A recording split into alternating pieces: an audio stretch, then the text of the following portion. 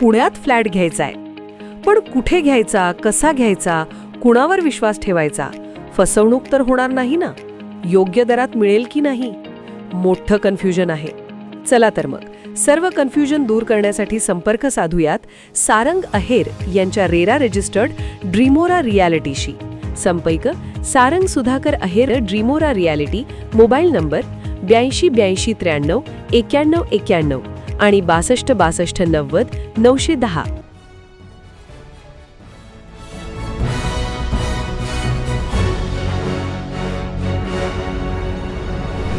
आपण पाहत आहात BCCN न्यूज.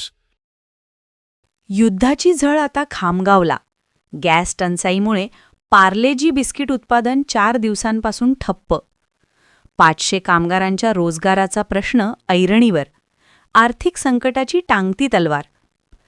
आखाती देशात सुरू असलेल्या युद्धाचे पडसाद आता थेट स्थानिक उद्योगांवर उमटू लागले आहेत. बुलढाणा जिल्ह्याच्या खामगाव येथील शिवांगी बेकर्स कंपनी ही प्रसिद्ध पार्लेजी बिस्किटांचे उत्पादन करते. ती कंपनी गॅसच्या तीव्र टंचाईमुळे गेल्या गुरुवारपासून बंद पडली आहे. यामुळे कंपनीचे मोठे आर्थिक नुकसान होत असून शेकडो कामगारांच्या रोजगाराचा प्रश्न ऐरणीवर आला आहे. शिवांगी बेकर्समध्ये प्रामुख्याने क्रीम आणि ग्लुकोज बिस्किटांचे उत्पादन घेतले जाते. येथील बिस्किट बनवण्याचे ओव्हन पूर्णपणे गॅसवर चालतात. मात्र युद्धाच्या संकटामुळे व्यावसायिक गॅस पुरवठ्यावर मर्यादा आल्या आहेत. परिणामी कंपनीला आवश्यक असलेला गॅस पुरवठा खंडित झाला असून ग्लुकोज ओव्हनसह संपूर्ण उत्पादन प्रक्रिया थांबवावी लागली आहे.